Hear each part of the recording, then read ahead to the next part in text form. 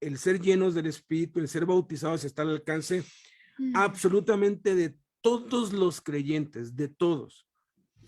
El asunto es aprender a mantenernos llenos, y esa es la relevancia e importancia de esta clase. Vamos a tomar. Cuando Paderewski ofreció por primera vez un concierto ante la reina de Inglaterra, ella le dijo entusiasmada: «Señor Paderewski, usted es un genio». Él le contestó: «Gracias, Majestad. Quizás usted tenga razón, pero antes de llegar a ser genio, yo no era otra cosa sino un esclavo de la disciplina, de la perseverancia». Cuéntese a sí mismo de aquel genio de la inventiva llamado Tomás Alva Edison, que, después de haber fracasado en 30,000 experimentos, se le preguntó si al fin y al cabo no se sentía desalentado con tanto esfuerzo inútil. Respondió: «No, he encontrado 30,000 cosas que no sirven para nada». Lo más importante no es ser lleno del Espíritu, sino mantenerse lleno de él. Para eso es necesario perseverar una y otra vez y no desanimarse por los tropiezos, errores y caídas. Es necesario tomar la decisión firme de obedecer a Dios y llevar esa decisión a una disciplina aguerrida y determinante a pesar del mundo, el diablo y la carne, hasta que la obediencia a Dios sea nuestro mayor anhelo y deleite de cada día.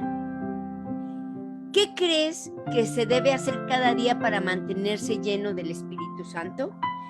Nos hemos acostumbrado a depender tanto en lo que sentimos en vez de los hechos en nuestro andar cristiano, que siempre tenemos la tendencia a dudar de la palabra de Dios y a cavilar sobre si Dios en realidad hará lo que la Biblia dice. Muchos han llegado a la conclusión de que vidas sin poder han pedido ser llenos del Espíritu Santo, pero unos días después pueden estar dudando sobre la validez de esta plenitud porque no han experimentado grandes reacciones emotivas o cambios drásticos. Pero es por fe que debemos vivir y es por fe que debemos actuar. Solo así podremos mantenernos llenos del Espíritu. Mientras que ciertos ministerios del Espíritu Santo pueden incluir unas sensaciones, tales como la convicción de pecado, o su consuelo y su poder, la Escritura no nos enseña a basar nuestra relación con el Espíritu Santo en lo que sintamos o cómo nos sintamos. Cada creyente nacido de nuevo tiene al Espíritu Santo morando en él. Jesús nos dijo que cuando el Consolador viniera, Él estaría con nosotros y en nosotros. Entonces yo rogaré al Padre, y Él les dará otro Consolador para que esté con ustedes para siempre, es decir, el Espíritu de verdad, a quien el mundo no puede recibir, porque ni lo ve ni lo conoce, pero ustedes sí lo conocen porque mora con ustedes y estará en ustedes. En otras palabras, Jesús está enviando a uno como Él mismo para estar con nosotros y en nosotros. Sabemos que el Espíritu Santo está con nosotros porque la palabra de Dios nos lo dice. Cada creyente nacido de nuevo es habitado por el Espíritu Santo, pero no cada creyente es controlado por el Espíritu Santo, y hay una marcada diferencia. Cuando andamos según nuestra carne, no estamos bajo el control del Espíritu Santo, aun cuando sigamos experimentando su morada. El apóstol Pablo nos habla sobre esta verdad, y él usa una ilustración que nos ayuda a entenderlo. Y no se embriaguen con vino, en lo cual hay disolución, sino sean llenos del Espíritu. Mucha gente lee este verso y lo interpreta creyendo que el apóstol Pablo está hablando contra el vino. Sin embargo, el contexto de este pasaje es sobre el caminar y el luchar del creyente que está lleno del Espíritu. Por lo tanto, hay algo más aquí que solo una advertencia acerca de tomar mucho vino. Cuando la gente está embriagada con mucho vino, exhibe ciertas características, se tambalea, su hablar se entorpece y su juicio se daña. El apóstol Pablo establece aquí una comparación. Así como hay ciertas características que nos permiten percibir que alguien está controlado por la embriaguez del vino, también debe haber ciertas características que nos permitan ver que alguien está siendo controlado por el Espíritu Santo. Leemos en Gálatas 5:22 al 24 acerca del fruto del Espíritu. Este es su fruto, y es mostrado por los creyentes nacidos de nuevo que caminan bajo el control del Espíritu. El tiempo del verbo en Efesios 5:18 indica un proceso continuo de ser lleno por el Espíritu Santo. Puesto que es una exhortación, se deduce que también es posible no estar llenos o controlados por el Espíritu. El resto del capítulo de Efesios 5 nos dice las características de un creyente lleno del Espíritu. Hablen entre ustedes con salmos, himnos y cantos espirituales, cantando y alabando con su corazón al Señor. Den siempre gracias por todo, en el nombre de nuestro Señor Jesucristo, a Dios, el Padre. Sométanse unos a otros en el temor de Cristo. No somos llenos del Espíritu porque sintamos que lo estamos, sino porque este es el privilegio y posición que tenemos en Cristo. El ser llenos o controlados por el Espíritu es el resultado de caminar en obediencia con el Señor. Este es un don de gracia y no un sentir emocional. Las emociones pueden y son engañosas, y podemos fabricarnos un frenesí emocional que provenga puramente de nuestra carne y no del Espíritu Santo. Digo pues, anden por el Espíritu, y no cumplirán el deseo de la carne. Si vivimos por el Espíritu, andemos también por el Espíritu. Habiendo dicho esto, no podemos descartar que haya momentos en que podemos encontrarnos inundados por la presencia y el poder del Espíritu, y esto con frecuencia es una experiencia emocional. Cuando eso sucede, es un gozo como ningún otro. El rey David danzaba con toda su fuerza cuando ellos trajeron el arca del pacto a Jerusalén. Experimentar el gozo por el Espíritu es comprender que como hijos de Dios estamos siendo bendecidos por su gracia. Así que, definitivamente, los ministerios del Espíritu Santo pueden involucrar nuestros sentimientos y emociones. Al mismo tiempo, no debemos basar nuestra seguridad de tener el Espíritu Santo en la manera en que lo sintamos. En esta lección veremos 6 consejos prácticos para mantenernos llenos del Espíritu. Primer consejo, tomando tiempo para meditar en las verdades básicas de la fe. ¿Qué es lo que se te viene a la mente cuando escuchas la palabra meditar? Quizás pensaste en un monje en lo alto de una montaña o algo similar. Esto ocurre porque tenemos una idea equivocada de qué representa la meditación. Muchos creen que la gente religiosa o espiritual son los únicos que lo practican, o simplemente piensan que es una pérdida de tiempo. Así como estos, existen muchos mitos sobre la meditación, pero después de escuchar sus increíbles beneficios, te darás cuenta que es algo fundamental en nuestras vidas. El primer beneficio es que cambia la estructura biológica del cerebro, así es, cambia de tamaño. En el 2011 se realizaron varios estudios por investigadores de la Universidad de Harvard. Descubrieron que con solo meditar por 8 semanas se observaban cambios físicos en distintas áreas del cerebro. Una de ellas es el cingulado posterior. Esta se encarga de controlar la divagación mental, lo cual significa que nuestra concentración mejora considerablemente. También se observó un aumento en el grosor del hipocampo izquierdo. Este es el responsable del aprendizaje y la memoria. Asimismo, se registró un crecimiento de materia gris en la unión temporoparietal. Esta se encarga de la compasión y la empatía. En pocas palabras, todos estos cambios al cerebro nos ayudan a distraernos menos, a estar más enfocados, a tener mayor facilidad para aprender, retener información y a mejorar nuestra perspectiva en interacciones sociales. Pero la meditación no solo hace crecer las partes buenas del cerebro, también reduce el volumen de la amígdala, la cual se asocia con miedo, ansiedad y estrés. Así que serás menos propenso a experimentar esas emociones negativas. El segundo beneficio es que ayuda a superar malos hábitos. Esto se debe a que la meditación estimula el crecimiento de la corteza dorsolateral prefrontal. Esta es responsable de la toma de decisiones y la fuerza de voluntad. En el 2014 hubo un estudio dirigido por la doctora Sarah Bowen, en donde tomaron a un grupo de alcohólicos y lo dividieron en 2 partes. Uno de los grupos practicó la meditación por 8 semanas, mientras que el otro llevó a cabo el típico programa de 12 pasos. Los investigadores esperaron un año a ver qué resultados se obtenían en ese plazo. Se dieron cuenta que solo el 8% del primer grupo había recaído, a comparación del 20% del segundo. El tercer beneficio es que es extremadamente sano. Un estudio realizado en adultos mayores descubrió que la meditación disminuye la cantidad de proteína C reactiva en la sangre. Esta proteína está directamente relacionada con el desarrollo de enfermedades cardíacas. Además, en otro estudio se observó a un grupo de pacientes con hipertensión y descubrieron que con solo 3 meses de meditación, los pacientes fueron capaces de disminuir drásticamente su presión sanguínea. Y eso no es todo. El estudio más impactante de todos fue el que se llevó a cabo en el 2010 por Elizabeth Blackburn, ganadora del Premio Nobel de Medicina. Elizabeth descubrió que la meditación tiene un efecto en el cuerpo a un nivel genético, ya que puede proteger la longitud de los telómeros. ¿Pero qué son los telómeros? En términos básicos, son un indicador de envejecimiento. Entre más avanzada sea la edad, más cortos serán. Es un proceso inevitable. Lo que sí se puede conseguir es ralentizar este acortamiento continuo. El ejercicio y una buena alimentación son 2 formas efectivas de lograrlo, pero una tercera y también muy efectiva es meditando. Después de conocer toda esta información, estoy seguro que la idea que tenías de la meditación cambió por completo. Como pudiste ver, no se trata de una práctica de hippies como muchos piensan, sino que es algo esencial para nuestra salud. Te quiero preguntar, ¿meditas en Dios o te estás perdiendo de los grandes beneficios que trae el hacerlo? ¿No sabes cómo hacerlo? Si esto es así, este mensaje te ayudará para que aprendas a descubrir el impacto que tendrá en tu vida meditar en Dios.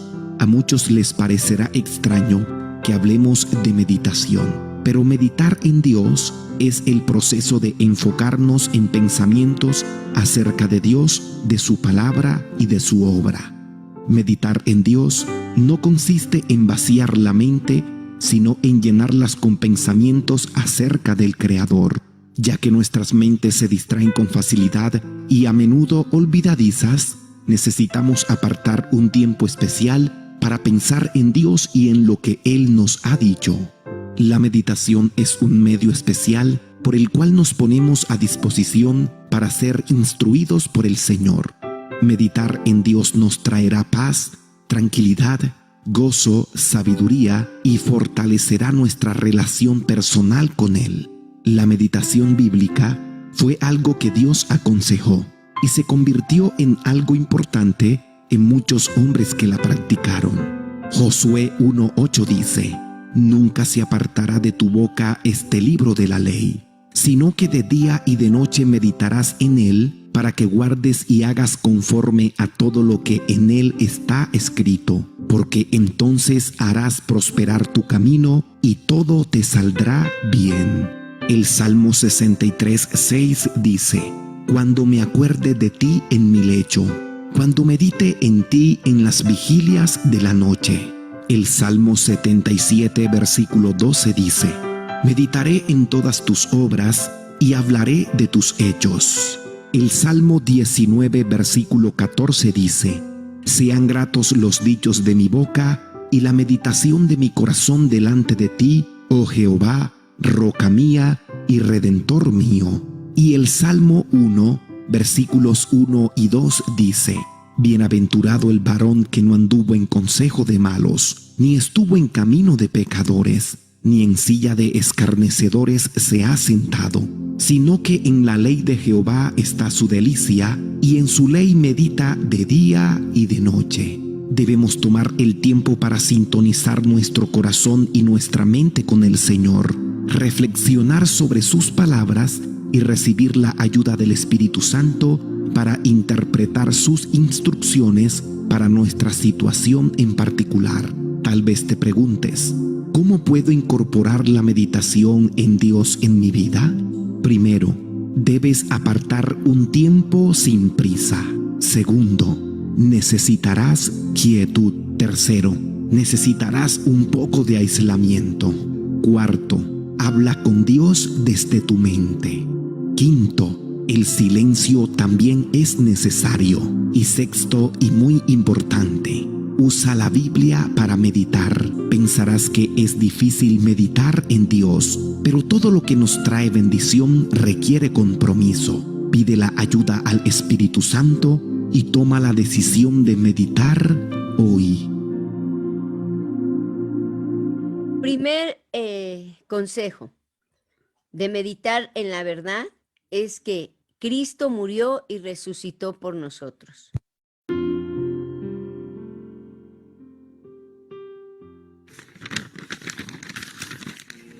Él fue entregado a la muerte por causa de nuestros pecados y resucitado para hacernos justos a los ojos de Dios.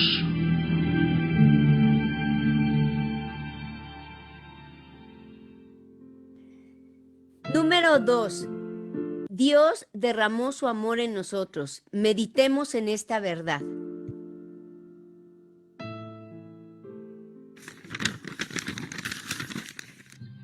Y esa esperanza no acabará en desilusión, pues sabemos con cuánta ternura nos ama Dios, porque nos ha dado el Espíritu Santo para llenar nuestro corazón con su amor. Tercero, Dios nos ama y nos lo muestra. Esta es otra meditación en la verdad que debemos estar meditando. Pero Dios mostró el gran amor que nos tiene al enviar a Cristo a morir por nosotros cuando todavía éramos pecadores. Cuarta meditación en la verdad de que hemos muerto al pecado. Así también ustedes deberían considerarse muertos al poder del pecado. 5. Medita en la verdad de que estamos vivos para Dios. Y vivos para Dios por medio de Cristo Jesús. Sexto, medita en la verdad de que estamos en la gracia. Y séptimo, no bajo la ley.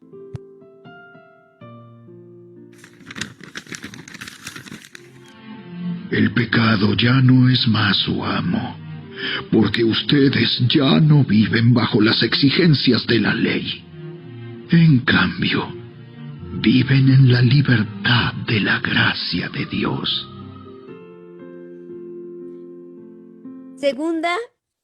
Segundo consejo, permaneciendo en Cristo.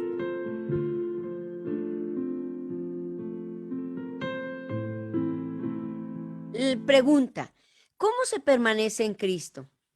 Bueno, Jesús mandó en muchas ocasiones que debemos permanecer en Él y describió los beneficios que esto conlleva. En Juan 6:56 aseguró, el que come mi carne y bebe mi sangre, en mí permanece y yo en él, poniendo de manifiesto la necesidad de celebrar la cena del Señor para permanecer en él, al comer su cuerpo y beber su sangre en memoria de su sacrificio y su muerte en la cruz.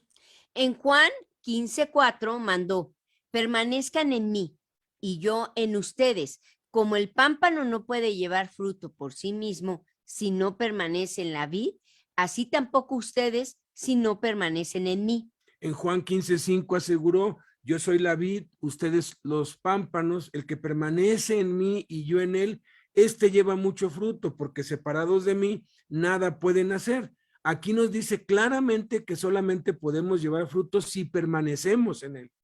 En Juan 15:6 advierte, el que en mí no permanece será echado fuera como pámpano y se secará, y los recogen y los echan en el fuego y arden, estableciendo el riesgo y peligro de no permanecer en él. En Juan 15:7 promete la respuesta a nuestras oraciones. Si permanecen en mí y mis palabras permanecen en ustedes, pidan todo lo que quieren y les será hecho. En Juan 15 del 8 al 10 define la manera en que debemos glorificar al Padre y tiene que ver directamente con permanecer. Lo dice así, en esto es glorificado mi Padre, en que lleven mucho fruto y sean así mis discípulos. Como el Padre me ha amado, así también yo los he amado, permanezcan en mi amor. Si guardaren mis mandamientos, permanecerán en mi amor, así como yo he guardado los mandamientos de mi Padre y permanezco en su amor. Podemos ver claramente que hay dos factores que determinan si permanecemos en Jesús o no: el perdón de pecados y el amor. Cada vez que pecamos, ya sean pecados de omisión, saber hacer lo bueno y no hacerlo, o de comisión, hacer lo malo, no perdemos nuestra salvación, pero sí perdemos nuestra comunión con Dios. El pecado rompe, interrumpe nuestra comunión con Dios. El Espíritu Santo vive en nosotros, pero al pecar se cierran nuestros oídos para no oír y nuestros ojos para no ver. Y lo único que podremos oír es la convicción de pecado del Espíritu Santo en nosotros, incomodándonos, impulsándonos y moviéndonos a limpiarnos de ese pecado con la sangre de Cristo mediante la confesión a Dios de nuestro pecado. De allí la importancia de la confesión de pecados, pues Dios es fiel y justo para perdonar nuestros pecados y limpiarnos de toda maldad y de esa manera restaurar nuestra comunión con Él. De ahí la relevancia de celebrar la cena del Señor, porque al hacerlo tenemos que ponernos a cuentas con Dios y limpiarnos. El segundo factor es el amor. No tenemos excusa para no amar, porque el amor de Dios ha sido ya derramado en nuestros corazones por el Espíritu Santo que nos fue dado. El amor no es un sentimiento, es una decisión de nuestra voluntad. Debemos decidir amar. Jesucristo nos manda que nos amemos unos a otros. Si no nos amamos unos a otros, también estamos rompiendo nuestra comunión con Dios y dejando de permanecer en Jesús. En ambos casos debemos confesar nuestros pecados. En el primer caso, debemos decidir firmemente no reincidir y no volver a pecar. En el segundo caso, debemos decidir demostrar el amor a quien no lo hemos hecho de manera práctica y visible.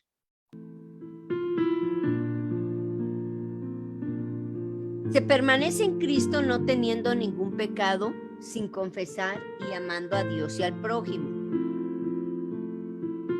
Permanecemos en Cristo, número 1, confesando nuestros pecados.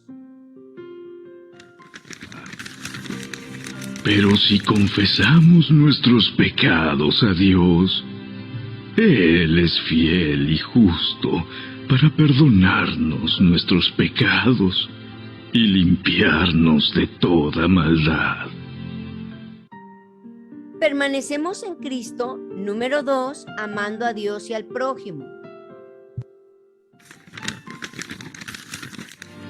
Y su mandamiento es el siguiente: debemos creer en el nombre de su Hijo, Jesucristo, y amarnos unos a otros, así como Él nos lo ordenó. Y al vivir en Dios, nuestro amor crece hasta hacerse perfecto. Por lo tanto, no tendremos temor en el día del juicio, sino que podremos estar ante Dios con confianza, porque vivimos como vivió Jesús en este mundo. En esta clase de amor no hay temor, porque el amor perfecto expulsa todo temor. Si tenemos miedo, es por temor al castigo, y esto muestra que no hemos experimentado plenamente el perfecto amor de Dios. Nos amamos unos a otros porque Él nos amó primero. Si alguien dice, amo a Dios, pero odia a otro creyente, esa persona es mentirosa, pues si no amamos a quienes podemos ver, ¿cómo vamos a amar a Dios, a quien no podemos ver? Y Él nos ha dado el siguiente mandato: los que aman a Dios deben amar también a sus hermanos creyentes.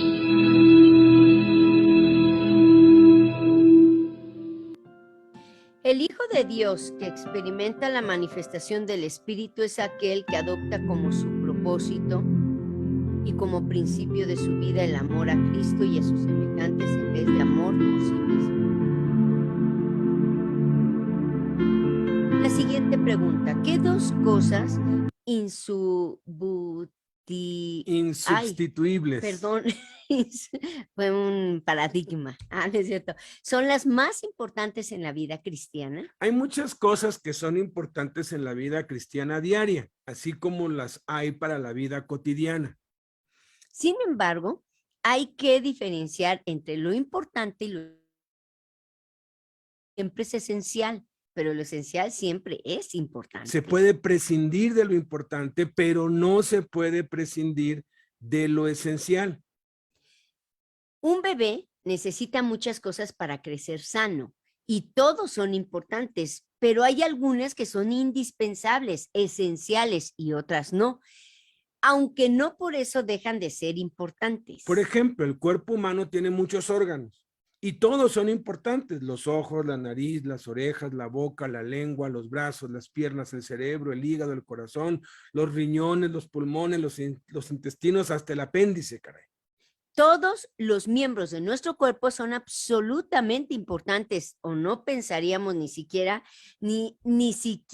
nunca prescindir de ninguno de ellos. Sin embargo, hay órganos esenciales sin los cuales la vida no puede continuar, como lo son el corazón, el cerebro, el hígado, y al menos un pulmón y un riñón. Podemos vivir sin ojos, o sin brazos, o sin piernas, o sin algunos órganos internos, pero no sin los órganos esenciales. Entonces, debemos poner suprema atención en cuidar y mantener los órganos esenciales para mantenernos con vida, pero eso no significa que por eso no vamos a cuidar y mantener los demás. En la vida cristiana, los dos órganos esenciales insubstituibles son, sin lugar a dudas, la oración y la palabra de Dios, pero no son las únicas cosas que debemos hacer. Algunos piensan que es lo único que necesitamos hacer para crecer espiritualmente y mantenernos llenos del Espíritu Santo. Y llegan a creer que si perseveran en eso, ya no tienen por qué hacer nada más. Pero eso sería equivalente a conformarnos con estar vivos sin importar si no tenemos brazos ni piernas, o un solo pulmón, o estar ciegos o sordos o mudos, pero nadie decidirá eso para su vida. Del mismo modo, aunque es ciertísimo que las dos cosas esenciales, vitales, insubstituibles en la vida cristiana son la oración y la palabra de Dios, el ejercicio de estas dos disciplinas espirituales nos debe llevar a practicar y ejercitar los 5 propósitos de Dios para nuestras vidas de manera equilibrada y balanceada, porque la salud viene del balance. Los propósitos de Dios para cada uno de nosotros son adoración, compañerismo, discipulado, evangelismo y ministerio. Y nuestro tiempo diario con Dios debe de ir enfocado a poner en práctica la palabra de Dios, a llevarla a cabo, ejercitarla. ¿Cómo? Demostrando a Dios que lo amamos y adorándole en espíritu y en verdad, congregándonos regularmente, teniendo compañerismo con otros cristianos, siendo discipulados como mandó Jesús, aprendiendo a guardar todas las cosas que Él mandó guardar, testificando de nuestra fe a todos los que nos rodean, evangelizando a todos en nuestro entorno, sirviendo a los hermanos en la iglesia y a los necesitados en el mundo. Todo se puede resumir en aprender a servir a Dios, servirnos unos a otros y servir al mundo. No hacer de la oración y la palabra de Dios el fin, sino el medio para vivir la vida cristiana. Sin lugar a dudas, son orar y leer. En la práctica disciplinada de estas dos cosas emanan todo lo demás. Tercer consejo, orando cada día.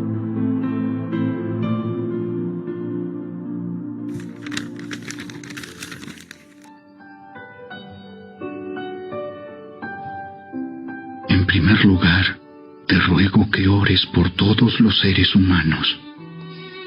Pídele a Dios que los ayude. Intercede en su favor y da gracias por ellos. Ora de ese modo por los reyes y por todos los que están en autoridad, para que podamos tener una vida pacífica y tranquila, caracterizada por la devoción a Dios y la dignidad. Oren en el Espíritu en todo momento y en toda ocasión. Manténganse alerta y sean persistentes en sus oraciones por todos los creyentes en todas partes. Y oren también por mí.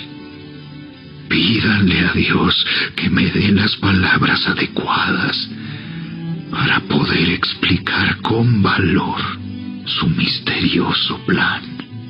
Que la buena noticia es para judíos y gentiles por igual.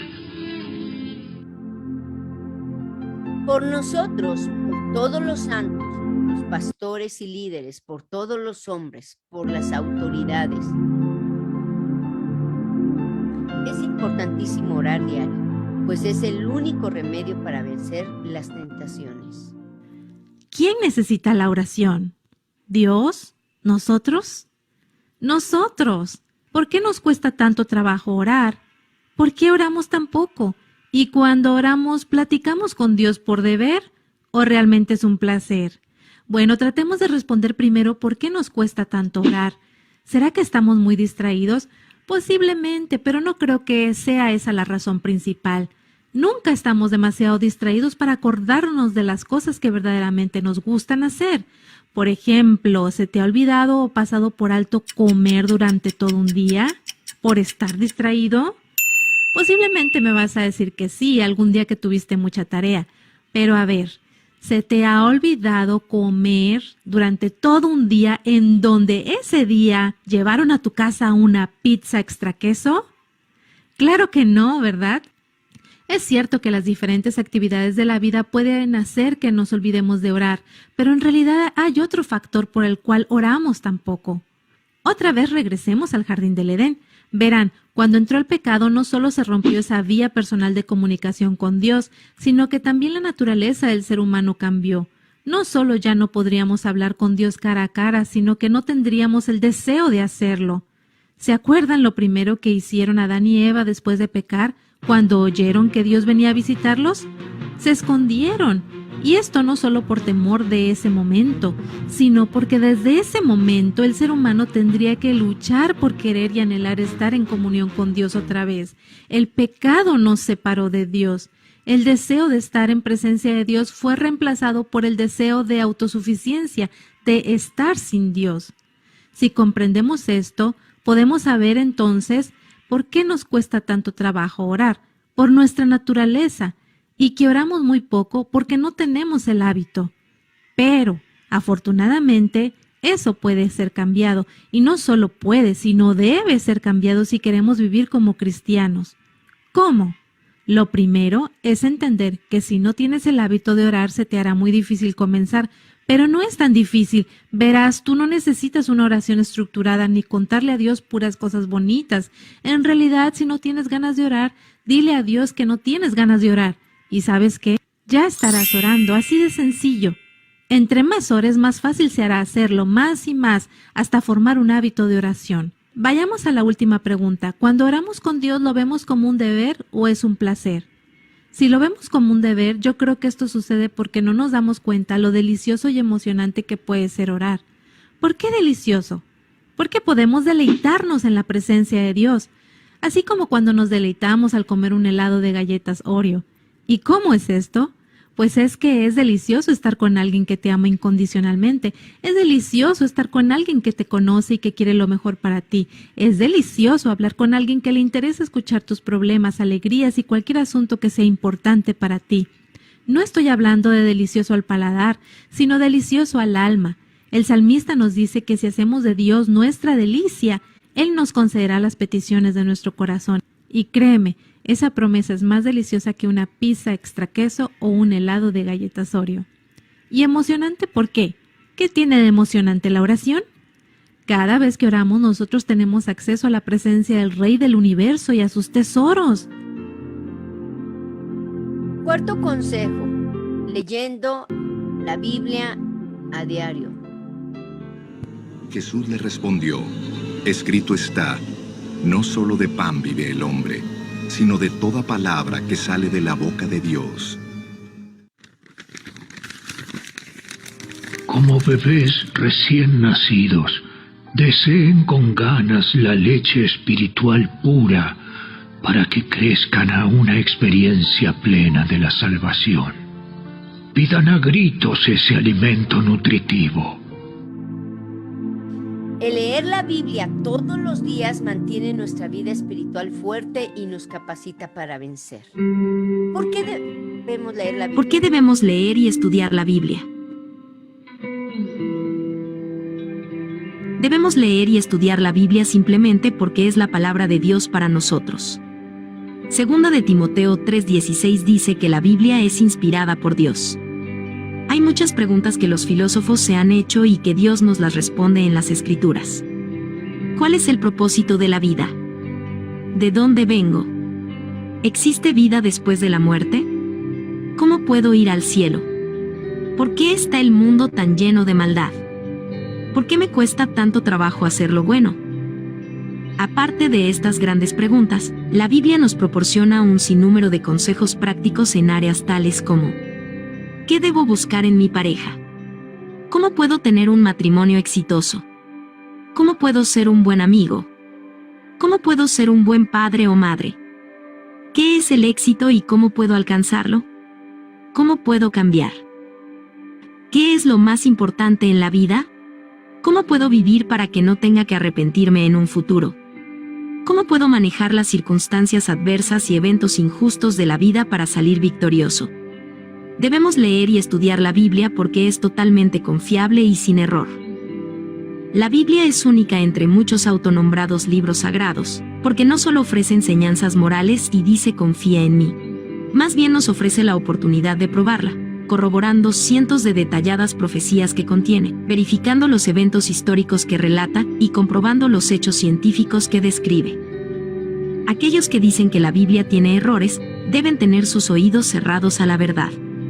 Jesús preguntó una vez: ¿qué es más fácil decir, tus pecados te son perdonados, o decir, levántate y anda? Luego, él probó que tenía el poder para perdonar los pecados, algo que no podemos ver físicamente, sanando al paralítico, algo que los que lo rodeaban pudieron atestiguar con sus ojos.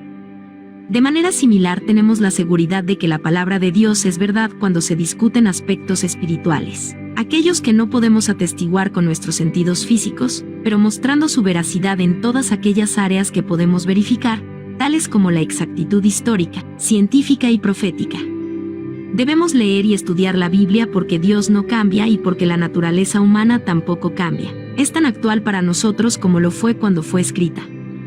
Mientras que diariamente se generan grandes cambios tecnológicos a nuestro alrededor, los deseos y naturaleza de la raza humana no cambian. Tú encontrarás, mientras lees las páginas de la historia bíblica, que ya sea que se trate de relaciones interpersonales o entre sociedades, no hay nada nuevo bajo el sol. Y mientras la raza humana en su totalidad continúa buscando amor y satisfacción en lugares equivocados, Dios, nuestro buen y misericordioso Creador, nos dice que es lo que nos traerá un gozo eterno. Su palabra revelada, las Escrituras, son tan importantes que Jesús dijo respecto a ellas: escrito está, no solo de pan vivirá el hombre, sino de toda palabra que sale de la boca de Dios. En otras palabras, si quieres vivir una vida plena como fue la voluntad de Dios, escucha y presta atención a la palabra de Dios escrita. Debemos leer y estudiar la Biblia porque existe mucha enseñanza falsa. La Biblia nos da la medida mediante la cual podemos distinguir la verdad del error. Nos dice cómo es Dios. Tener una impresión equivocada de Dios es adorar un ídolo o Dios falso. Estamos adorando algo que no es Él. La Biblia también nos dice cómo podemos verdaderamente ir al cielo, y no es por ser buenos, o ser bautizados o ninguna otra cosa que podamos hacer. A través de estos textos, la palabra de Dios nos enseña cuánto Él nos ama. Y así es como, sabiendo esto, somos atraídos a amarle a Él en respuesta. La Biblia nos equipa para servirle a Dios. Nos ayuda a saber cómo podemos ser salvos de nuestros pecados y sus últimas consecuencias. Al meditar en ella y obedecer sus enseñanzas, nos llevará a una vida victoriosa. La palabra de Dios nos ayuda a ver el pecado en nuestra vida y nos ayuda a deshacernos de él. Será una guía en la vida, haciéndonos más sabios que nuestros maestros. La Biblia nos libra de perder años de nuestra vida en aquello que no dura ni tampoco importa. Leer y estudiar la Biblia nos ayuda a ver más allá del atractivo de las tentaciones pecaminosas, para que podamos aprender de los errores de otros, en vez de experimentarlos nosotros mismos. La experiencia es un gran maestro, pero cuando se trata de aprender del pecado, es un duro y terrible maestro. Es mucho mejor aprender de los errores ajenos. Hay tantos personajes bíblicos de quienes aprender, tanto modelos positivos como negativos, que con frecuencia proceden de la misma persona en diferentes etapas de su vida. Por ejemplo, David en su victoria al gigante Goliat, nos enseña que Dios es más grande que cualquier cosa a la que quiera que nos enfrentemos.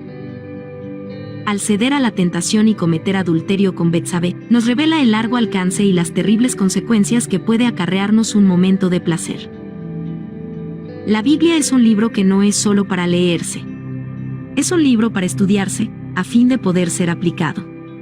De otra forma, es como tragarse el bocado de comida sin masticarlo y después escupirlo de nuevo, sin ningún valor nutricional aprovechado. La Biblia es la palabra de Dios. Como tal, es tan necesaria como las leyes de la naturaleza. No podemos ignorarla, pero lo hacemos para nuestro propio mal, así como lo sería si ignoramos la ley de la gravedad. No puede ser lo suficientemente enfatizada la importancia que tiene la Biblia en nuestras vidas. El estudiar la Biblia puede compararse al extraer oro de una mina. Si hacemos un pequeño esfuerzo y solo cernimos los guijarros en el arroyo, solo encontraremos un poco de polvo de oro. Pero si nos esforzamos en realmente excavar en ella, la recompensa será de acuerdo a nuestro gran esfuerzo. Quinto consejo, no contristando el espíritu.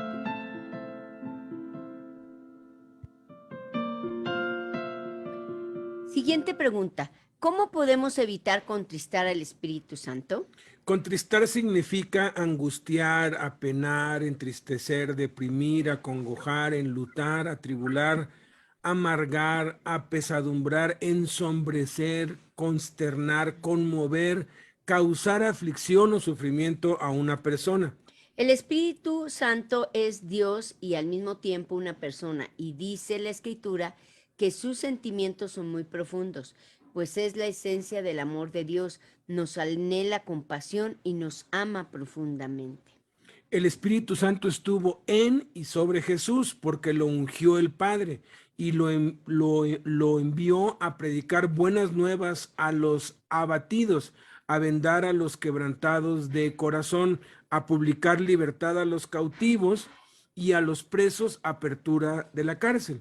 El Espíritu Santo nos hace nacer de nuevo, nos pastorea, nos afirma, nos levanta, nos habla, nos eleva, nos da vida, nos llena, nos impulsa, nos mueve, habla por medio de nosotros, nos lleva al desierto para ser tentados, nos da gozo, nos enseña, nos guía a toda la verdad, nos hace saber el futuro en pocas palabras, está relacionado con nosotros en todo lo que hacemos terrenal y espiritualmente. Pero sobre todo, es el Espíritu Santo, es espíritu de santidad.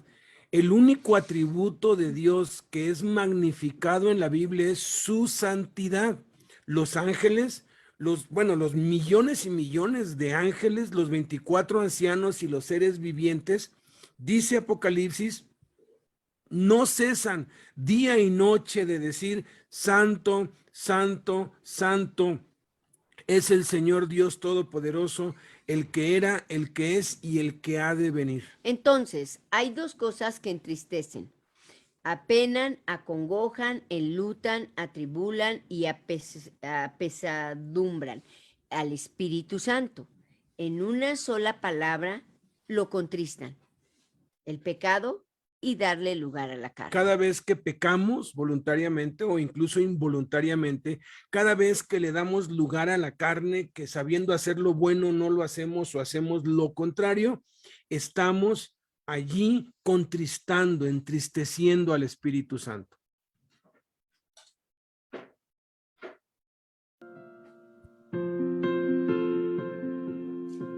Primero, dejando de practicar el pecado.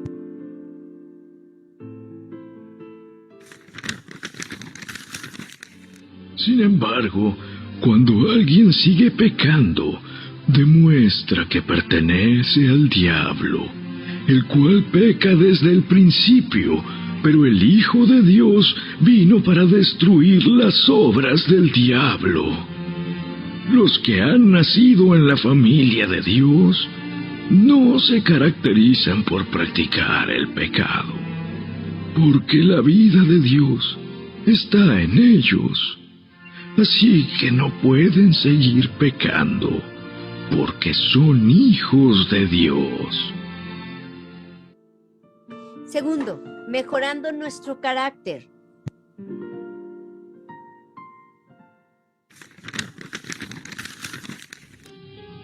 No entristezcan al Espíritu Santo de Dios con la forma en que viven. Recuerden que Él los identificó como suyos y así les ha garantizado que serán salvos el día de la redención. Líbrense de toda amargura, furia, enojo, palabras ásperas, calumnias y toda clase de mala conducta. Muchos piensan que cuando pecamos Dios se enoja. No es así. Realmente Dios se entristece, pues le duele en su corazón que tropecemos o que no queramos obedecer. Lo que sí es verdad es que cuando rebasamos el límite de la necedad y la obstinación con el pecado, el Espíritu Santo se enoja, pero es para disciplinarnos en amor y hacernos volver al camino correcto. Texto: no apagando el Espíritu.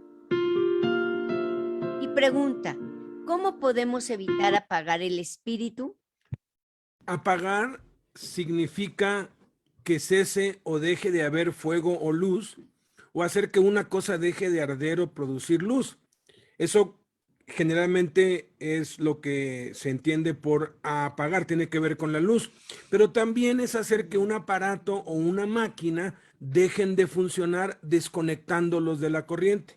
El Espíritu Santo está en nosotros y obra en nosotros, pero desafortunadamente podemos apagarlo. Apagar el Espíritu es diferente a contristarlo. Podemos contristar al Espíritu sin apagarlo, pero no podemos apagar el Espíritu sin contristarlo. Al apagar el Espíritu no solamente lo silenciamos, no solamente impedimos que siga haciendo su obra en nosotros, sino que también lo contristamos. Y apagamos el Espíritu por actitudes que no consideramos graves o peligrosas, pero que son lo peor que podemos hacer, porque apagan el Espíritu Santo impidiendo que siga haciendo su obra en nosotros. 3 son las cosas que apagan el Espíritu Santo: la tristeza, la falta de oración y la ingratitud.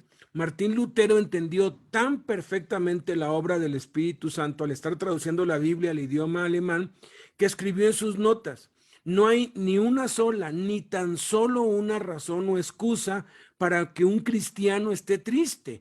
Hemos recibido la salvación, el perdón de nuestros pecados, el Espíritu Santo, la gloria de Dios, la presencia de Dios, la vida eterna, nuestra herencia y esperanza eternas.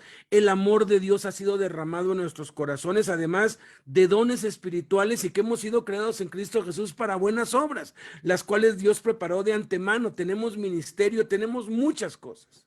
La segunda causa por la que apagamos el Espíritu es por la falta de oración, por ser negligentes al respecto, y las razones son más que obvias, evidentes. La tercera causa es la ingratitud, quejarnos de algo o de todo. El lenguaje del cielo, alguien dijo, es la alabanza. El lenguaje del infierno es la quejabanza. Si de verdad creemos que a los que amamos a Dios todas las cosas ayudan a bien, esto es, a los que conforme a su propósito hemos sido llamados, entonces vamos a dar gracias en todo y por todo, tal como nos lo manda el Espíritu Santo.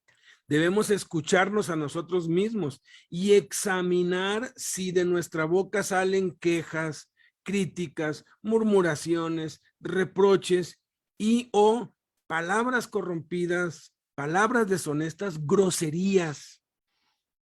Debemos escucharnos Y entonces, cuando nos escuchemos en alguna de estas cosas, debemos con urgencia arrepentirnos y volvernos a Dios, porque nuestro corazón ha sido ya contaminado y hemos apagado el Espíritu Santo en nosotros, pues Jesús dijo que de la abundancia del corazón habla la boca, y lo que sale por la boca es lo que realmente nos contamina y nos daña. Pero todo eso se puede evitar si detectamos a tiempo si hemos apagado el espíritu en nosotros y volviendo a encenderlo. ¿Cómo encendemos el Espíritu en nosotros? Pues revirtiendo los 3 efectos que lo apagan. Esto es, alegrándonos, orando y agradeciendo. Pero ¿cómo podemos hacer eso si no tenemos ganas? Si lo único que sentimos es tristeza, soledad y molestias, pues debe hacerse por fe. Nuestras vidas a veces son como un auto que se le descargó la batería y no enciende. Lo que tenemos que hacer es un esfuerzo para empujar el auto, para lo que vamos a necesitar la ayuda de otros, y entonces forzar el encendido con el motor, lo que hará que la batería empiece a cargarse y el auto funcione de nuevo de manera normal. Eso nos pasa muy más seguido. Vengo y le toco, ayúdame a empujar el carro porque la batería ya se le fue. ¿Cómo se hace? Pues con nuestras vidas debemos declarar en voz alta las bendiciones de Dios que tenemos, lo que hemos recibido. Debemos obligarnos a orar y orar, aunque no tengamos ganas, y forzarnos a orar, forzarnos a nosotros mismos. Debemos dar gracias por todo, aunque sintamos lo contrario. A medida que actuamos en fe, aunque no queramos ni lo sintamos, el Espíritu volverá a tomar control y posesión de nuestra vida, y volveremos a andar en el Espíritu, y el gozo, la oración y la gratitud se harán manifiestas. Esto puede tomar días o semanas, y tal vez se necesite el apoyo de otros hermanos en Cristo, pero vale la pena hacerlo. Y lo más importante, no dejar que el espíritu se apague, estar examinándonos constantemente en estas 3 cosas para no apagarlo y poder estar y continuar llenos del Espíritu Santo. Primero, estando siempre gozosos para estar llenos del Espíritu. No apagarlo. Estén siempre alegres. 2, orando sin cesar.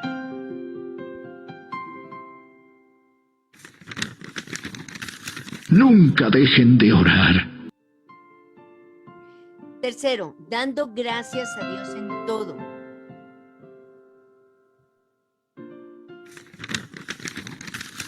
Sean agradecidos en toda circunstancia, pues esta es la voluntad de Dios para ustedes, los que pertenecen a Cristo Jesús.